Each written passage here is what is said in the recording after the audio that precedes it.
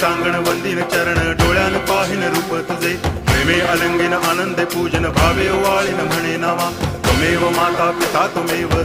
बंधुश्च सखा त्वमेव विद्या द्रविणं त्वमेव सर्वं मम देव कायेन वाचा मनसेन्द्रियैर्वा बुद्ध्यात्मना वा प्रकृति स्वभावात् करोमि यद्यत् सकलं परस्मै नारायणायति समर्पयामि अच्युतं केशवं रामनारायणं कृष्णदामोदरं वासुदेवं हरि गिरिधरं माधवं गोपिकावल्लभं जानकीनायकं रामचन्द्रं भजे हरे राम राम